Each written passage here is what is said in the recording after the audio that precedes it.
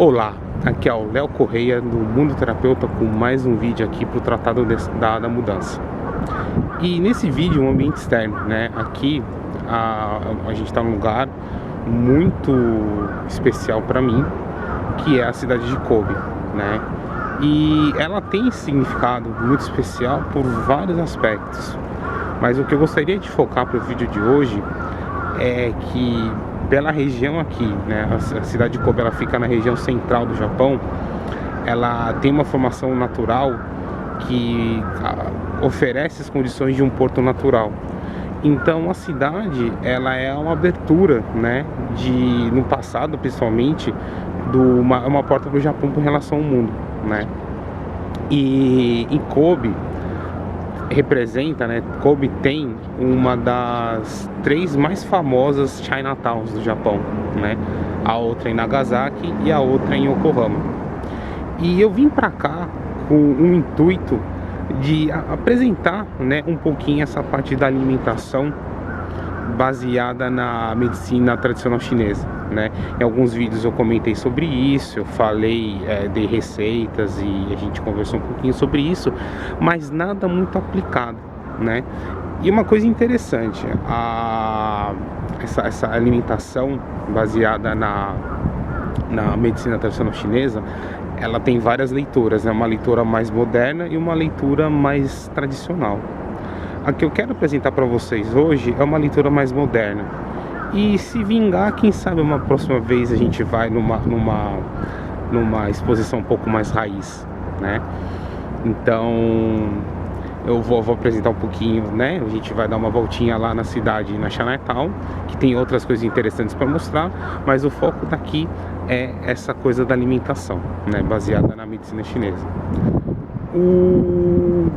O que eu queria falar, antes de a gente entrar no tema específico, é que toda cultura, né? Se a gente for cavar até a própria nossa cultura, a cultura que a gente recebe muita influência, tanto a europeia quanto dos índios e dos africanos, nem se diga, né? Tem essa relação de que a comida é uma forma da gente manter saúde, né? E o termo para dietoterapia em japonês representa exatamente isso, né? Que é Yaku Zen. Vai aparecer os ideogramas aí. O que significa, né? O primeiro ideograma representa basicamente remédio e o outro é uma forma de escrever comida, né? Então a dietoterapia chinesa, quando você vai falar em japonês, representa exatamente essa parte de comida remédio, né? Aí no contexto de medicina chinesa tem toda essa ideia de que a alimentação, ela não está fora, né? De uma maneira, nem que seja para a gente recuperar a saúde ou para mantê-la. E o interessante que eu queria mostrar é exatamente como que é na prática, né? O que é uma refeição baseada nessa dietoterapia chinesa, né? Aqui a visão dos japoneses, que é um pouquinho, não digo diferente, mas tem a sua influência, né? E ainda mais que é uma leitura moderna, que eu gostaria de compartilhar com vocês. Então vamos lá?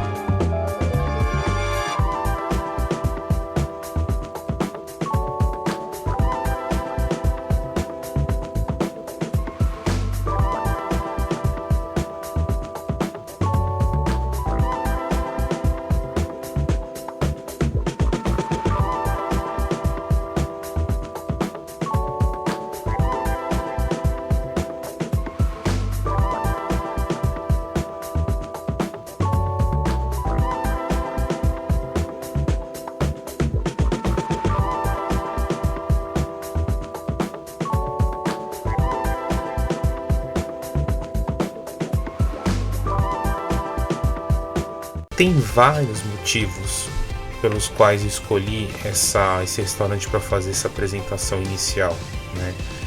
E o importante aqui, talvez o principal, é mostrar que, olha, a loja, né, como é um negócio, ela também tem que pensar em alguns aspectos de sobrevivência do negócio, digamos assim, né? E então ela tem vários conceitos da dieterapia chinesa que ela pega e faz uma adaptação mais moderna para conseguir também ampliar o acesso ao público, né? Porque o Yakuzen bem raiz, existem lojas também com prosperidade e tudo mais, não é essa questão, com um viés muito mais tradicional, mas que, na minha opinião, ele é um pouquinho mais limitado em termos de acesso, né? Em termos de aceitação ao público, né? Por N motivos que a gente vai dar uma olhadinha. Mas o foco aqui principal é que existem elementos interessantes que a gente pode trazer, né? Ou elementos da dieterapia chinesa que podem, pelo menos a gente pensar e inserir na nossa vida, que a loja também traz, né? Que a refeição que eu vou mostrar para vocês também traz. E também algumas coisas que vai ficar claro no vídeo que fogem um pouco do que seria essa visão tradicionalista, né? mais voltada à raiz da dieterapia chinesa. Então, a ideia é para a gente absorver esse conteúdo de uma maneira bem suave e serena, né? E aí, como eu disse no começo do vídeo, se eventualmente tiver um interesse e isso trazer algum tipo de repercussão, a gente pode pensar em fazer uma apresentação de uma refeição Yakuzen mais raiz, né? Esse aqui então é um mingau de arroz, né, com camarão seco, e esse vermelhinho que você tá vendo é goji berry, né, com uma cebolinha picadinha. Aqui a gente tem 3 gyozas, né, para falar de uma maneira mais simples, e são recheados de vegetais com carne de porco. E aqui é um camarão apimentado empanado. Aqui é uma carne de peito de frango cozida bem tenramente, e o ponto talvez mais polêmico, a salada. A gente também tem uma sobremesa que essa é fantástico, é um tofu de anin, que no melhor substituto, melhor tradução seria tipo de uma amêndoa, né? E a bebida, um copo de água com gengibre gelado. Tem um monte de coisa legal para falar aí dessa experiência, né, com esse almoço só em relação à dietética chinesa tradicional, né? Eu vou me atender a alguns pontos que vão na direção, né, do que seria um tradicional, né? E alguns pontos da refeição que se distanciaram. Mas a ideia aqui é trazer esse aspecto, pelo menos introdutório, assim por dizer, e algumas coisas que talvez seja interessante caso você queira experimentar, né? Bom, acho que o principal ponto, o ponto mais tradicional, é a questão do mingau de arroz, né? Mingau de arroz é um elemento assim extremamente antigo, extremamente assim raiz da dietética chinesa tradicional, né? Existem várias receitas, várias formas de fazer, várias combinações, inclusive culinaristas que ainda estudam e produzem nessa linha de dietética chinesa tradicional, fazem novas receitas, né, baseadas nesse conceito. Um mingau de arroz ele pode ser cozido na água ou no caldo de galinha. Esse específico aí que eu experimentei, ele foi cozido num caldo de galinha, né, que dá um sabor especial bastante legal. Existe assim, mais uma vez, existe uma combinação imensa com a maior variedade possível e imaginária. Tirando o aspecto dele ser cozido com o caldo de galinha, é um mingau de arroz bem básico, né? Tava gostoso e tal, mas a ideia, né, que eu comecei a me interessar, né, e tentar colocar alguns aspectos da dietética chinesa na minha vida, e o mingau de arroz foi como entrada, né? Foi um dos primeiros aspectos, principalmente no café da manhã, né? porque existem condições quando a digestão não está muito legal, né? A gente comentou isso no vídeo um vídeo passado, que quando a digestão está um pouco fraca, não abusar muito do corpo com o mingau de arroz é excelente, né? E dentro do mingau do arroz aqui, outro aspecto interessante que eu gostaria de trazer é o lance da goji berry, né? Porque a goji berry é um dos alimentos dentro da dietética japonesa, assim como se fosse considerado um super alimento, né? Ele alimenta uma série de camadas energéticas do corpo, mas ele tem um porém, né? Ele é um alimento que, dentro dessa linguagem dietética chinesa tradicional, ele é um alimento muito yin, né? Então, ou seja, ele é muito estrutura. Então, para consumi-lo, é sempre interessante passar ele em alguma forma de calor, ou seja, como no caso que a gente viu aí, né, no mingau de arroz, ou na sopa, ou no chá, que são as formas mais tradicionais de consumo desse ingrediente, né. Eu via muito em São Paulo as pessoas vendendo esse pacotinho com uma gramatura menor de goji berry para ser consumido como um lanche da tarde, né. É claro que consumir uma goji berry, né, no estado assim menos processado é muito melhor do que se entupir com uma caixa de chocolate, né, por exemplo. Mas tem um aspecto energético aí que, como que ele está mais perto do não processado, talvez seja difícil, né, a extrair toda a parte energética que ele tem para oferecer, né? E dentro de um quadro, se a pessoa já tem um lance com a digestão um pouco deficiente em termos energéticos, fazer ingestão de goji berry aí quase in natura talvez não ajude muito, né? Então esse é um ponto interessante, muito inteligente de aproveitar a goji berry, né? Um aspecto então que foge do tradicional, a gente não poderia deixar de falar, que é a salada, né? Mas a gente já fez um vídeo só sobre isso. E o aspecto da fritura, né? A fritura não existe muito não é muito comum, pelo menos dentro dessa visão da dietética chinesa tradicional, né? Mas aí a ideia de ter um camarão frito, né, empanado e frito, é mais para você focar na atratividade, né, do conceito, do que ficar exatamente preso na ideia tradicional, né? O conceito do restaurante não é ser 100% da dietética chinesa tradicional, né? Então tem um pouco dessa variabilidade junto com a salada e a carne de frango cozida bem tenramente, né? Que dependendo das pessoas no Brasil podem olhar e falar que ela estava crua, né? Não estava crua, ela bem cozida de maneira bem branda, né? E tem essas coisas. Então, como usar essa ideia que a dietética chinesa tradicional tem para oferecer para a gente, é pensar exatamente no termos do que a gente está comendo, né?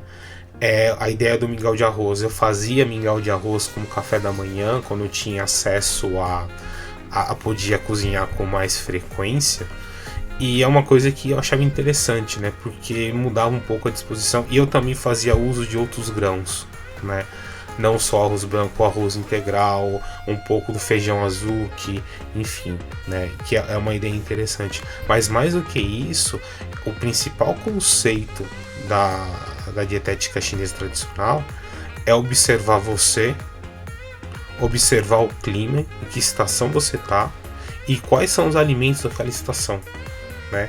E fazer uma combinação bem harmônica desses três elementos junto com a forma de cozinhamento, né? Porque esse também é um aspecto importante. A gente viu, por exemplo, que os gyozas, né? Que existem vários tipos de gyozas, esses bolinhos, tradicionalmente, né? Eles não são fritos. O que eu já ouvi uma história, mas eu não consegui confirmar porque eu não conheço nenhum taiwanês ainda. Eu conheço, mas não tenho muito acesso. Foi um dos professores de acupuntura que eu tive. Que você, né, eles faziam esse gyoza e cozinhavam no vapor ou na água, né? E o que sobrava era grelhado no dia seguinte, né? Então o gyoza frito, que é a forma mais comum da gente consumir isso no Brasil, na verdade ele era cozido a vapor ou na água, e as sobras eram grelhadas para o dia seguinte, né? Uma coisa importante, principal, né? A principal lição é essa coordenação entre como eu estou me sentindo, como que eu estou me sentindo naquele momento, qual é o clima, né? Como que estão as condições do clima, né? E o que tem disponibilidade, né? Do que é da estação. Esse é o tripé. E quando a gente olha isso, tem o lance da tartaruga, né? Que eu passei para vocês aí na loja de fito tradicional chinesa, aqui naquela loja específica, né?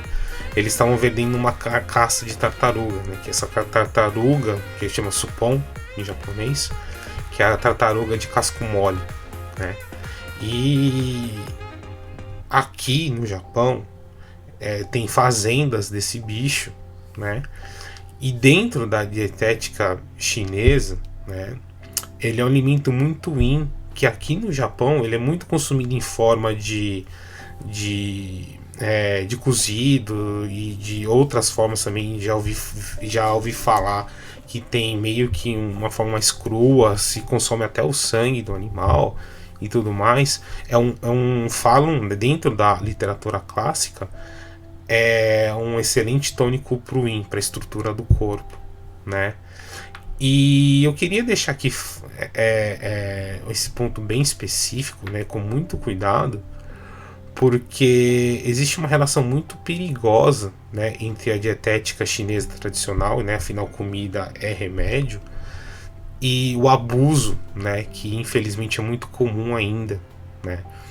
Por exemplo, tem coisas como chifre de veado, bile de tigre, né, vinho de tigre, que eles pegam o tigre e dissolvem todo a estrutura osso do tigre numa garrafa de vinho medicinal. É meio complicado ser a favor disso, né? Tipo, é meio complicado abusar da vida nesse aspecto, né? Então, e o consumo da tartaruga, né? Que as pessoas tem essa questão ética aí meio complicada, né? Existem pessoas que fazem uso desse negócio.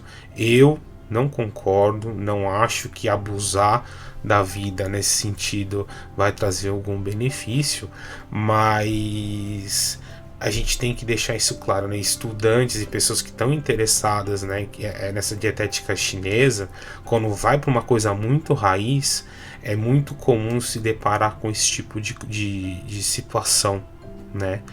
E eu queria deixar aqui claro minha opinião. Apesar de existir documentação de tudo isso, né, a tartaruga, a bile de tigre, o vinho de tigre e o chifre do veado e por aí vai, é meio complicado, né? E também a gente tem que olhar um outro aspecto de que lá, né, na China medieval e tudo mais, dependendo da região, não se tinha muito alimento disponível, né? E as pessoas acabam comendo o que tinham. Então é um aspecto muito delicado que hoje a gente pode fazer algumas escolhas, né? Mas eu não sou a favor, né? Eu pessoalmente não sou a favor, mas eu queria trazer para vocês, né, essa ideia do cozido da tartaruga, né? E que aqui se encontra, não é muito comum, é um treco extremamente caro, mas as pessoas acabam consumindo tanto nas estações de extremo, né? Ou no verão ou no inverno, né? Para ajudar a manter a energia vital em dia, tá? Então é isso. Eu espero que essa aventura, com essa explicação um pouquinho mais longa, tenha alguma atratividade, alguma coisa que você acha interessante. E tem mais um vídeo que eu vou fazer sobre essa pequena viagem, né, essa pequena exploração de Kobe, que é exatamente esse aspecto das compras, né, de ingredientes, né, que a gente vai falar isso no próximo vídeo.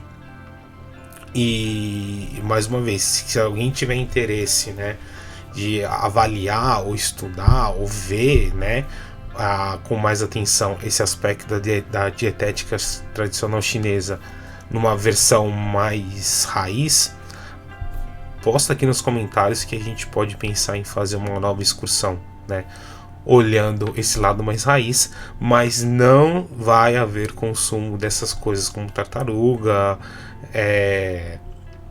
chifre de veado ou qualquer coisa nesse sentido, né? Obrigado pela atenção, obrigado pela companhia e até o próximo vídeo.